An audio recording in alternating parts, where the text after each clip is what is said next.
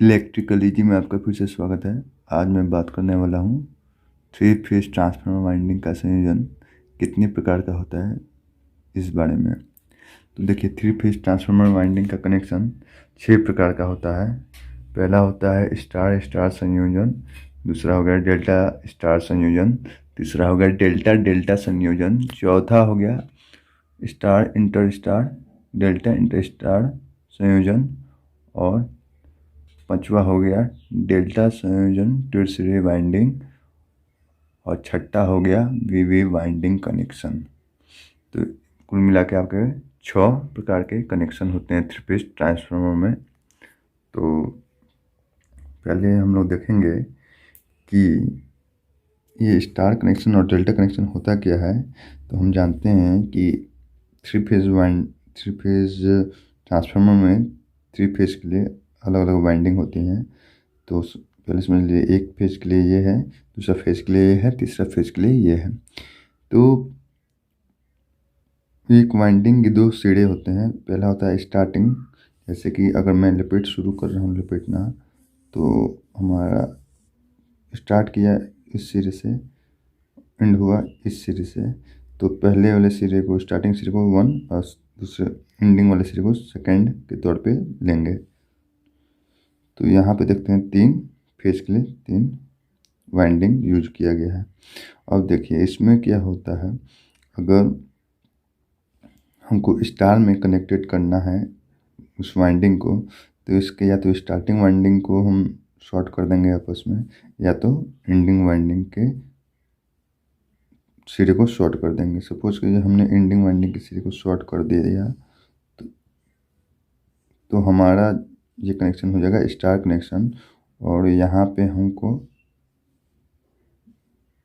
Neutral point मिलता है। और यहाँ पे हमारा 3 फेज में से कोई एक फेज यहाँ 1, 2 और 3 फेज यहाँ दे सकते हैं। और उसी प्रकार से ये हो गया स्टार कनेक्शन। अब डेल्टा कनेक्शन कैसे होगा, तो ये समझिए, अगर डेल्टा कनेक्शन में प्रॉब्लम ये आता है कि इस तरह का अगर खड़ा खड़ा वाइंडिंग का डायग्राम है, तो उसमें कनेक्शन डेल्टा का कैसे करें, इसलिए कन्फ्यूज़न होता है। तो कुछ नहीं, ध्यान रखें कि इस तरह का डेल्टा का आप कनेक्शन को बना कर रखें और उसको फॉलो करते हुए करें। तो सिंपल चीज़ ये होता है। और नहीं तो एक सिस्टम जानिए कि इसमें क्या होता है, पहले वाइंडिंग के अंतिम सिरे को दूसरे वाइंडिंग के पहले सिरे से कनेक्ट कर दिया जाता है, फिर दूसरे वाइंडिंग के अंतिम सिरे को तीसरे के पहले वाइंडिंग से कनेक्ट कर दिया जाता है, और तीसरे वाइंडिंग के अंतिम सिरे को पहले वाइंडिंग के सिरे से कनेक्ट किया जाता है। इसको याद रखने का समझिए कि ई पत्ती जो होता है ट्रांसफार्मर का, लगभग वही शेप पकड़ ले लेता है ये। अब यहाँ पे हम लोग कहाँ कहाँ पे 3 फेज देंगे, तो एक फेज यहाँ दे सकते हैं, एक फेज यहाँ दे सकते हैं, और एक फेज यहाँ दे सकते हैं।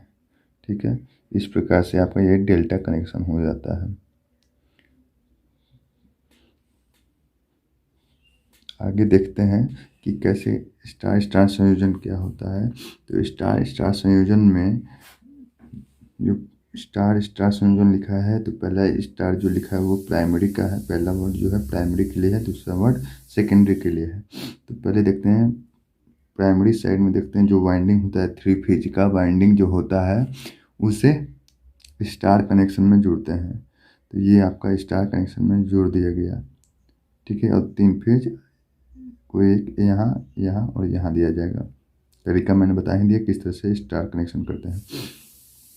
उसके बाद यहाँ पे ये 3 कोड के, ये हरे रंग के देख रहे हैं 3 लाइन दिए हैं। 3 लाइन का अर्थ होता है 3 फेज के लिए, ये कोड को इंडिकेट करता है। ये 3 फेज के लिए 3 लाइन दिए हुए।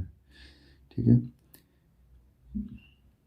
तो अब यहाँ पे देखते हैं कि सेकेंडरी में स्टार संयोजन है, तो उसी प्रकार से सेकेंडरी में स्टार संयोजन कर दिया, और यहाँ से हमको आउटपुट मिलेगा।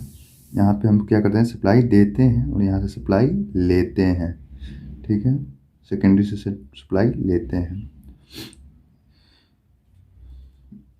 उसके बाद देखते हैं डेल्टा स्टार संयोजन। इसमें क्या होता है, प्राइमरी साइड डेल्टा होता है, सेकेंडरी साइड स्टार कनेक्शन में होता है। ठीक है,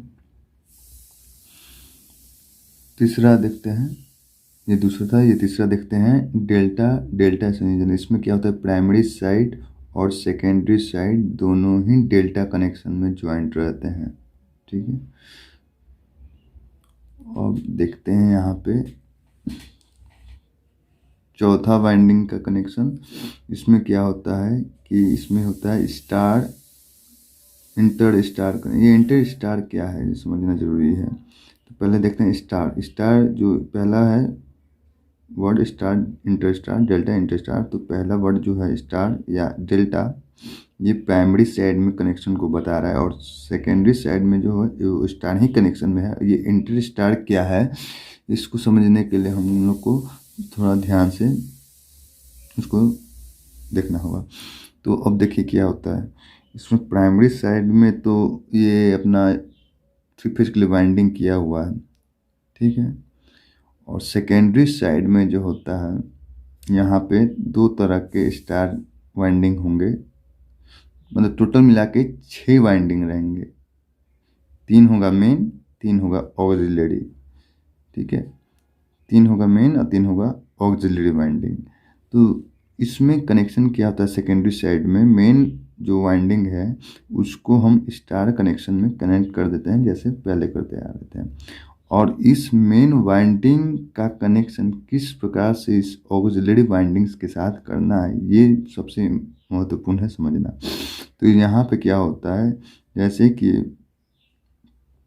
देखिए 3 फेज में, एक फेज के लिए जो प्राइमरी और सेकेंडरी वाइंडिंग होता है वो 3 फेज में 3 लिम होते हैं। ये तो आप जानते हैं कि ये 3 लिम होते हैं। तो एक लिम में एक फेज के लिए प्राइमरी सेकेंडरी होता है, बीच वाले में एक फेज के लिए प्राइमरी सेकेंडरी होगा, और थर्ड वाले में एक फेज के लिए प्राइमरी सेकेंडरी होगा। तो यहाँ पे क्या होता है कि एक लिम में प्राइमरी और सेकेंडरी के 2 वाइंडिंग रहेंगे। सेकेंडरी के एक 2 वाइंडिंग मतलब एक मेन वाइंडिंग एक ऑक्सिलरी वाइंडिंग। फिर उसी तरह सेकेंड लिम में प्राइमरी सेकेंडरी में 2 वाइंडिंग मेन ऑक्सिलरी। थर्ड में प्राइमरी सेकेंडरी के मेन और ऑक्सिलरी वाइंडिंग। तो अलग अलग लिम में अलग अलग फेज के वाइंडिंग रहते हैं। लेकिन अब कनेक्शन क्या है सबसे इम्पोर्टेंट यहाँ देखना है। तो यहाँ देखना है कनेक्शन किस प्रकार से इस ऑक्सिलरी वाइंडिंग का मेन वाइंडिंग के साथ होगा, ये समझना है। तो यहाँ पे देखते हैं मेन के जो फर्स्ट वाइंडिंग है मतलब मेन के जो फर्स्ट लिम्ब में वाइंडिंग में नहीं, पहले टांग में, जैसे कि पहला टांग ये मान के चलिए 2 3, तो इस पहले टांग में कनेक्टेड मेन वाइंडिंग का जो सिरा स्टार कनेक्टेड होने के बाद बच गया है, खुला हुआ है, जैसे कि यहाँ पे देखते थे ये सिरा बचा है ना, ये सिरा बचा है, ये सिरा बचा है। उसी तरह इस मेन वाइंडिंग को जब स्टार कनेक्शन में कर दिया गया तो जो सिरा बचा है उस सिरे को ऑक्सिलरी के थर्ड वाइंडिंग, देखिए लिम चेंज हो रहा है, लिम किस लिम के वाइंडिंग से कनेक्ट हो रहा है, थर्ड, मतलब फर्स्ट लिम का कनेक्शन थर्ड लिम से हो रहा है। ये देखिए, तो यहाँ के वाइंडिंग मेन वाइंडिंग का जो अंतिम सिरा है वो थर्ड लिम में जो ऑक्सिलरी वाइंडिंग है उसके स्टार्टिंग सिरे से कनेक्टेड होगा, फर्स्ट का ऑक्सिलरी के थर्ड के स्टार्टिंग से। फिर मेन का सेकेंड वाइंडिंग जो है बीच वाले का लिम्ब का वाइंडिंग जो है auxiliary main winding secondary side का जो सिरा छूटा हुआ है स्टार कनेक्शन होने के बाद उसका ऑक्सिलरी के फर्स्ट वाइंडिंग से कनेक्टेड होगा। ठीक है, और थर्ड वाला जो मेन वाइंडिंग है सेकेंडरी वाला, उसका जो सिरा बचा है वो जाके सेकेंड लिंब के स्टार्टिंग वाले पॉइंट से जुड़ेगा। ठीक है, तो इस प्रकार से आपका ये कनेक्शन होता है। सामने सामने कनेक्शन ना हो के कहीं ना कहीं ये जिग जैग मतलब थोड़ा सा टेढ़ा इधर उधर तिरछा लगभग कनेक्शन जा रहा है, इसलिए इसका नाम जो है जिग जैग कनेक्शन भी कहा गया है। तो इस प्रकार से इसका कनेक्शन होता है। तो ये चार्ट हमेशा ध्यान रखिएगा। तो आपको गलती नहीं होगा। 13, 21, 32 मतलब 13, 21, 32। तो इस प्रकार से आपका ये कनेक्शन होगा। लास्ट में जो है आपका न्यूट्रल तो यहाँ से मिल गया, और जो आउटपुट मिलेगा ये यहाँ से मिलेगा, इस सिरे से, इस सिरे से और इस सिरे से मिलेगा आउटपुट। अब देखते हैं डेल्टा संयोजित टर्शियरी वाइंडिंग। इसमें क्या होता है कि प्राइमरी और सेकेंडरी साइड जो होता है वो स्टार कनेक्शन में होता है। सेकेंडरी साइड के जो स्टार कनेक्टेड जो जंक्शन बनता है उससे न्यूट्रल मिल जाता है। स्टार कनेक्शन जहाँ भी ये पॉइंट कनेक्टेड होता है वहाँ से न्यूट्रल मिल जाता है। स्टार कनेक्शन में जो पॉइंट होता है जहाँ शॉर्ट हो जाता है एक समान सिरे को, वहाँ से न्यूट्रल मिलता है। और इस कनेक्शन में प्राइमरी सेकेंडरी स्टार कनेक्शन में है, बीच में है। जैसे कि मैंने आपको बताया कि एक लिंब में एक जो कोड के एक लिंब होते हैं 3 फेज ट्रांसफार्मर के, उसमें प्राइमरी और सेकेंडरी वाइंडिंग के साथ साथ कभी कभी आवश्यकता पड़ने पे थर्ड वाइंडिंग भी डाला जाता है। जैसे कि यहाँ थर्ड वाइंडिंग सेकेंड एक लिंब में पड़ा था, कितना है 1, 2, 3। तो उसी तरह यहाँ पर भी होगा 1, 2, 3। एक लिंब में 3 वाइंडिंग यूज होगा,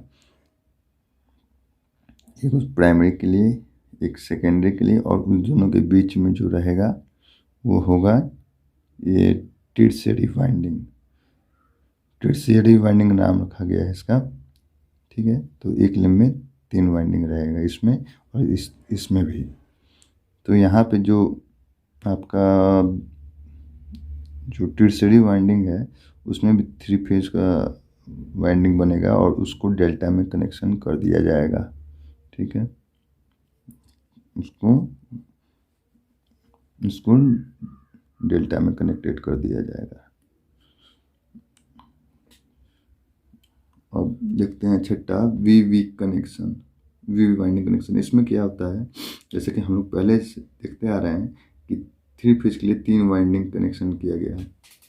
3 फेज के लिए 3 वाइंडिंग कनेक्शन होता है नॉर्मली जो देखते हैं हम लोग, लेकिन यहाँ पर है केवल 2 वाइंडिंग किया गया है, 1, 2, और जो उसका जंक्शन पॉइंट बन रहा है वहाँ पे क्या किया गया है, तीसरा फेज दे दिया गया है। उसी तरह यहाँ पर सेकेंडरी में भी 2 वाइंडिंग है और यहाँ पे क्या गया है, उसका जो जंक्शन पॉइंट है वहाँ से तीसरा फेज आउटपुट लिया गया है। तो ये जो होता है इसमें जो नॉर्मली जो 3 फेज वाइंडिंग का जो लपेट होता है उसकी तुलना में 58% उसके लपेट की कुल मात्रा का 58% टर्न ही यहाँ इस वाइंडिंग में लपटा जाता है। ठीक है, तो इस प्रकार से आपका ये विविक वाइंडिंग कनेक्शन यूज होता है। बाकी हम आगे देखेंगे कि इन सभी प्रकार के जो कनेक्शन हैं उसके क्या फ़ायदे हैं या क्या होता है, क्यों यूज किया जाता है, उसके बारे में देखेंगे। तो अभी तक के लिए इतना ही। आप लोगों को वीडियो देखकर समझ में आया होगा। आप लोगों का वीडियो देखने के लिए बहुत बहुत धन्यवाद।